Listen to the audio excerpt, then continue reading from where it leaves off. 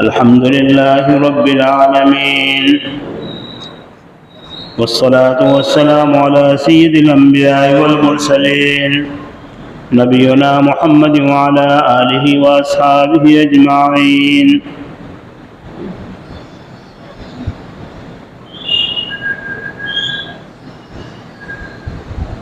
امام الہدا حضرت مہدی رضی اللہ تعالیٰ کے ظہور سے پہلے کے واقعات کا سلسلہ چل رہا ہے.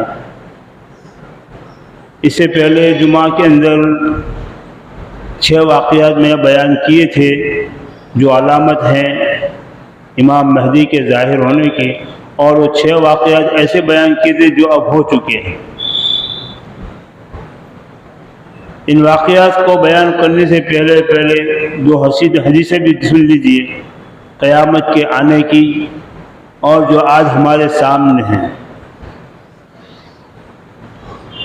ایک حدیث ہے جس کو صاحب مشکات نے کتاب العلم کے اندر بیان کیا ہے.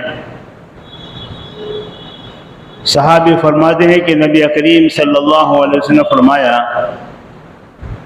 کہ دنیا سے علم اٹھا لیا جائے گا.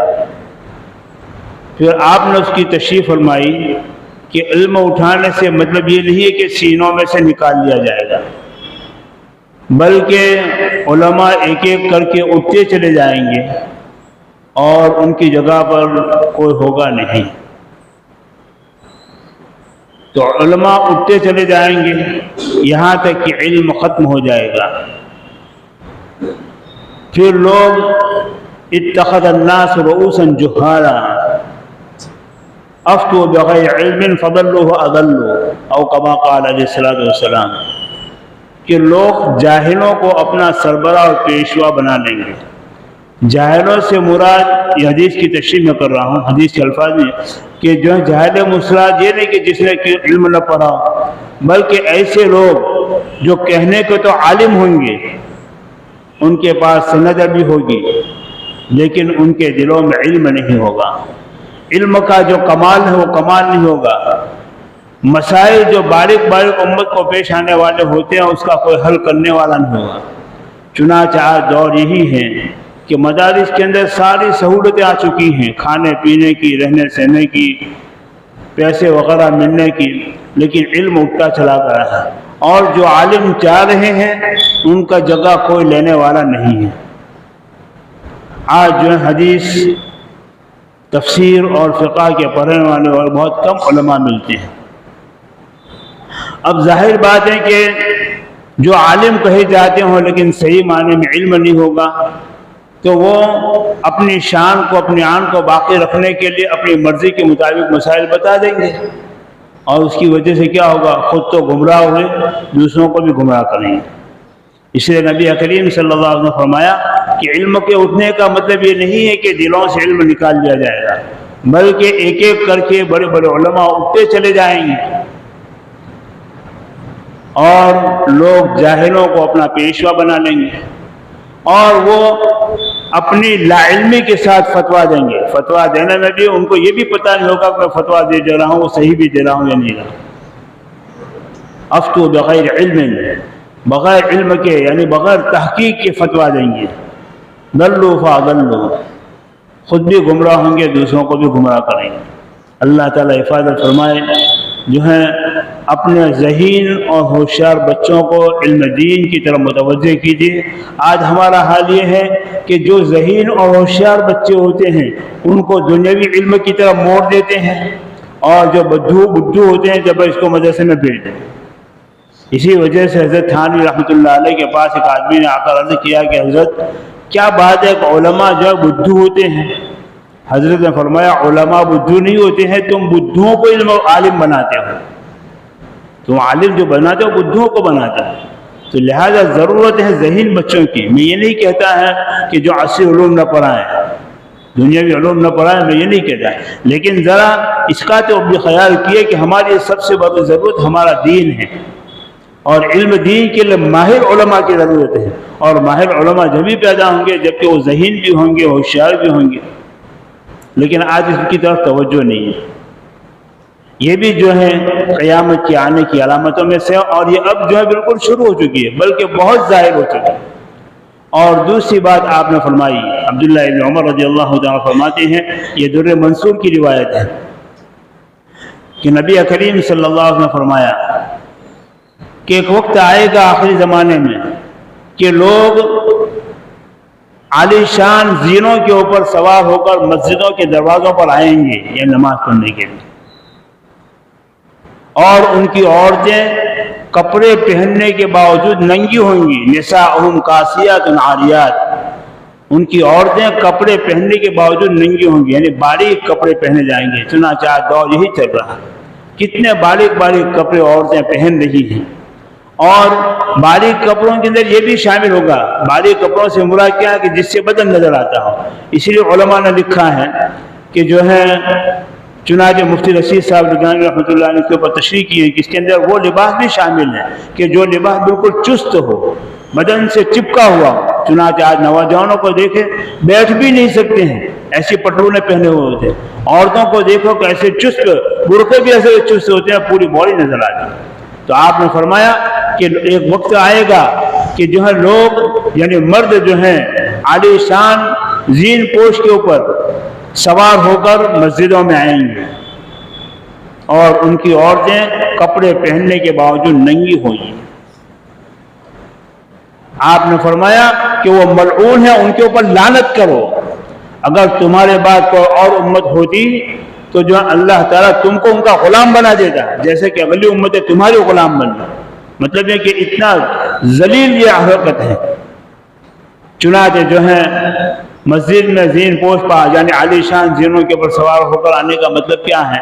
پہلے زمانے میں گھوڑوں کے اوپر ریشم کی عالی شان زینے ڈال کر لوگ، مالدار لوگ مسجدوں کے دروازوں پر آیا کرتے تھے، اس لیے کہ وہ گھوڑوں کا زمانہ تھا۔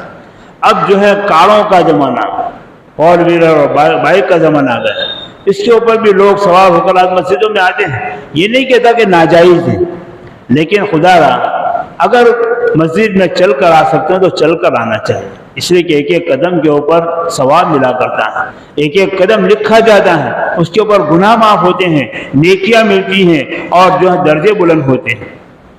اور وہ لوگ، ان لوگوں کو خوشخبری دی گئی ہے کہ جو لوگ اپنے گھروں سے ٹھنڈی کے اندر وضو کر کے مسجد میں جاتے ہیں، پیدل جاتے ہیں، اور ان کو ہر قدم کے اوپر جو ہے ثواب ملتا ہے۔ تو جو ہے آج یہ دور ہے کہ آج مسجدوں کے آج دیکھو گاڑیوں کی جو لائنیں لگی ہوئی، تو اللہ کے نبی نے اپنی نگاہ نبوت سے جو چیز دیکھی تھی آج وہ ہماری آنکھوں کے سامنے۔ اس کا مطلب یہ نہیں کہ ناجائز ہے گاڑیوں پر آنا، لیکن جو ہے بلا ضرورت استعمال نہیں کرنا چاہیے۔ قریب میں گھر ہوتا ہے پھر بھی سواری کا، یہ نہیں ہونا چاہیے۔ اپنا قدم کو چلاؤ، اپنا قدم کو بڑھاؤ مسجدوں کی طرف، ہمارے قدم بھی لکھے جاتے ہیں۔ تو یہ دو روایتیں میں نے آپ کو سنائی جو قیامت کی آنے کی علامتیں، اور یہ دونوں روایتوں کا جو مضمون ہے آج ہماری آنکھوں کے سامنے۔ عورتوں کا لباس بھی دیکھو، نوجوانوں کا لباس دیکھو۔ عورتوں کا تو بارش کے بارش لباس ہوتا ہی ہے، لیکن نوجوانوں کا اتنا چست ہوتا ہے کہ بیٹھنے میں بھی تکلیف، پاخانہ پیشاب میں بھی تکلیف، ہر ایک میں تکلیف۔ لیکن ان سزاؤں میں سزا میں ہوا ہے کہ ہم کی سزا ہے شریعت کے خلاف چلنا ہے۔ ایسا لباس نہیں پہننا چاہیے کہ جس کی وجہ سے اپنا بدن نظر آئے، بدن کی بناوٹ نظر آئے۔ خیر، پھر اس کے بعد جو ہے امام مہدی کے ظہور کی علامتوں میں سے ایک علامت یہ ہے کہ فرات کے اندر، دریائے فرات یہ عراق کا ایک بہت بڑا دریا ہے جو ترکی میں لے کر جو ہے عراق وغیرہ کے اندر بہتا ہے، اور آج تک وہ خشک نہیں ہوا ہے۔ لیکن آپ صلی اللہ علیہ وسلم نے فرمایا کہ ایک وقت آئے گا کہ عراق کھل جائے، یعنی جو ہے فرات یعنی دریائے فرات کا پانی کھل جائے گا اور سونے کا پہاڑ ظاہر ہوگا۔ آج اس کے لیے جو ہے دنیا کی قوموں کے سامنے یہ نبی کریم صلی اللہ علیہ وسلم کی روایت موجود ہے، وہ بھی اس کا مطالعہ کرتے ہیں، اس کا ریسرچ کرتے ہیں، اور آج ہر ایک کی یہ کوشش ہے کہ اس پہاڑ کو ہم پا لیں۔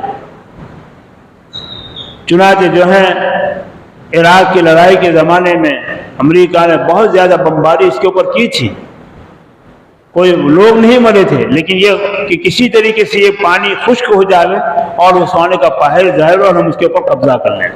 لیکن اس کا وقت جو آئے گا تب آئے گا، اور وہ وقت اب دور بھی نہیں ہے۔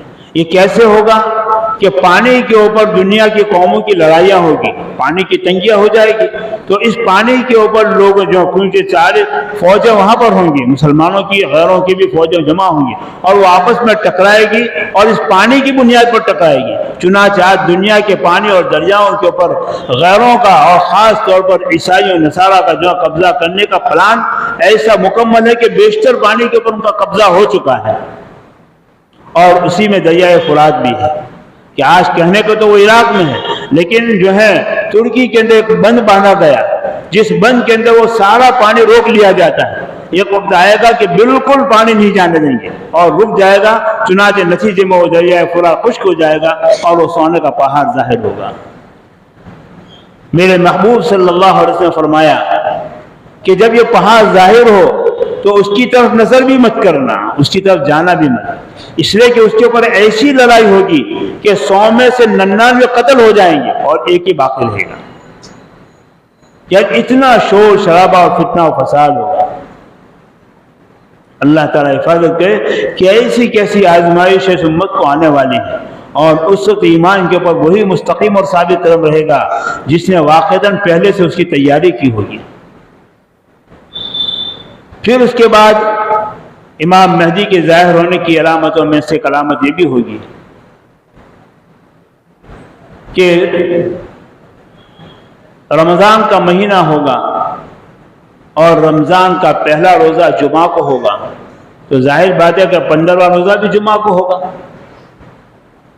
چنانچہ جو ہے پہلے ہی دن، یعنی یوں تو چاند گرہن ہوتا ہے درمیانی مہینے میں 13، 14، 15 ایسی چاندوں میں ہوتا ہے، لیکن اس دن جو ہے چاند گرہن ہو جائے گا پہلے ہی دن۔ اب چونکہ یہ عام طور پر عادت اور فطرت کے خلاف ہے، اس سے اس کی پیشین گویا کوئی کر نہیں سکے ہیں، لیکن ہمارے نبی صلی اللہ علیہ وسلم نے 1400 سال پہلے اس کی پیشین گویا کر دی ہے کہ رمضان کے مہینے میں جو پہلا روزہ جمعہ کو ہوگا اور اس دن چاند گرہن ہوگا، اور پھر اس کے بعد 15ویں رات آئے گی تو 15ویں روزے کو صبح چاند گرہن بھی ہوگا، سورج گرہن بھی ہوگا۔ اس مہینے میں چاند گرہن 2 مرتبہ ہوں گے، لیکن جو ہے 15ویں روزے کو جو جمعہ کا دن ہوگا سورج گرہن ہوگا اور بہت سخت ہوگا۔ ایک علامت یہ ہے، اور پھر اس کے بعد فجر کے وقت میں اتنی خطرناک آواز ہوگی جو پوری دنیا میں سنائی دے گی، کسی ایک علاقے اور ایک ملک میں نہیں بلکہ پوری دنیا کے لیے ایسی ہیبتناک آواز سنے گی، جس کی وجہ سے 70,000 یعنی 70,000 لوگ بہرے ہو جائیں گے، 70,000 گونگے ہو جائیں گے، 70,000 جو گونگے ہو جائیں گے، اور کوئی جو 70,000 لوگ اپاہج ہو جائیں گے، یعنی اتنی بڑی تعداد میں لوگوں کے اوپر اثر ہوگا۔ صحابہ کرام نے پوچھا کہ اللہ کے رسول اس وقت میں کیا کرنا چاہیے؟ آج کیا ہوتا ہے، دنیا میں کوئی حالات کوئی پیشین گویا ہوتی ہے تو وہ انتظار میں رہتے ہیں، موبائل لے کر بیٹھ جاتے ہیں، فکر نہیں ہوتی کوئی اس سے بچنے کی تدبیریں تو کچھ کرنی چاہیے۔ لیکن صحابہ کرام کو چونکہ اس کی فکر تھی کہ کہیں ایسے فتنوں اور آزمائشوں کے اندر مبتلا نہ ہو جائے، اس لیے جب یہ بات آپ نے فرمائی تو صحابہ کرام نے پوچھا کہ اللہ کے رسول اس وقت میں کیا کرنا چاہیے؟ آپ نے فرمایا کہ اپنے گھروں میں جا کر اپنے گھروں کے دروازوں اور کھڑکیوں کو بند کر لینا اور چادریں ہو کر سجدے میں چلے جانا، اور سجدے میں جا کر سبحان ذی الملک والملکوت، سبحان ذی الجبروت، سبحان الملک القدوس یہ الفاظ کرتے رہنا۔ گویا معلوم ہوا کہ آنے والے مصائب اور فتنوں سے بچانے والی اگر کوئی چیز ہے تو اللہ کا ذکر ہے، اللہ کی طرف توجہ ہے، انابت اللہ ہے، اللہ کی طرف توجہ کرنا۔ یہ بات ظاہر ہوگی اور اس وقت جو ہے دنیا میں پھر شور شرابہ ہو جائے گا، یعنی افراتفری کا عالم ہوگا، کہیں سکون نہیں ہوگا، ظلم و بربریت سے دنیا بھر جائے گی، انصاف دنیا میں نہیں ملے گا۔ چنانچہ آج زیادہ تر دیکھا جائے تو آج کی دنیا کی عدالتوں میں اگر مقدمات چلائے جاتے ہیں اور مقدمات کے فیصلے ہوتے تو مسلمانوں کے خلاف، حالانکہ قصوروار نہیں ہوتے ہیں، پھر بھی جو ہے یہ حال ہوتا ہے۔ اور گویا مقدمہ کے دروازے کی چونجیاں یہود اور نصارہ اپنے ہاتھ میں لے لی ہے اور مسلمان اس سے بے بس ہو چکے ہیں۔ ظلم و بربریت سے اور جہالت سے پوری دنیا بھر جائے گی، کہیں انصاف نام کو بھی نہیں ملے گا، لوگ پریشانی کے عالم میں ہوں گے، شور شرابہ ہوگا۔ تو رمضان کے مہینے میں یہ بات ہوگی، اور اسی دوران کے اندر کالے جھنڈے خراسان سے نکلیں گے جو مہدی کا لشکر ہوگا۔ کالے جھنڈے والے دوست یہی طالبان ہیں۔ اللہ نے ان کو ایمان کی کتنی پختگی عطا فرمائی ہے کہ دنیا کی پوری طاقت کے سامنے مقابلے کے لیے کھڑے ہو گئے، لیکن اپنے ہار نہیں مانے اور اللہ نے ان کو کامیاب کیا۔ تو وہ جھنڈے لے کر نکلیں گے۔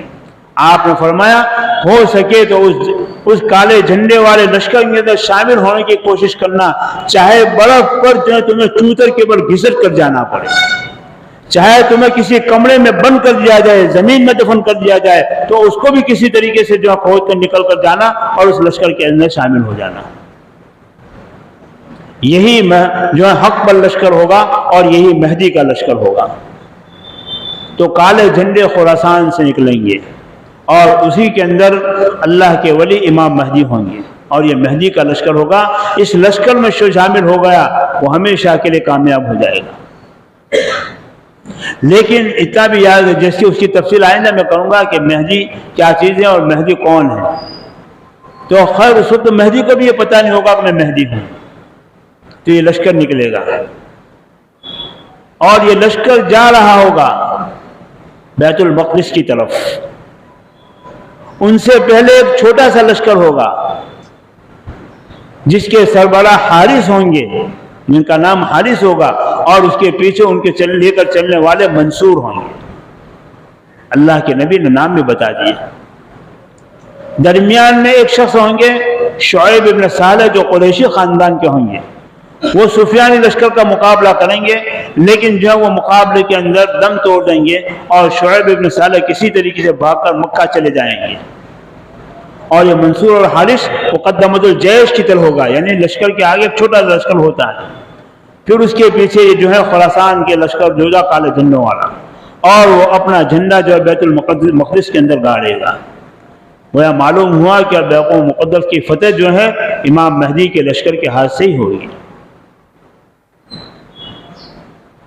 اب تک تو حالات کتنے خراب ہو چکے ہیں کہ مسجد کے اقصیٰ کو گرانے کی فکریں ہو رہی ہیں، بیت المقدس سے مسلمانوں کو کلی طور پر نکالنے کی کوششیں ہو رہی ہیں، اور اس کوششوں میں کامیاب بھی اللہ نے ڈھیل دی ہے وہ جگہ۔ لیکن ہمیں بھی اپنے اعمال کی فکر کرنے کی بھی ضرورت ہے۔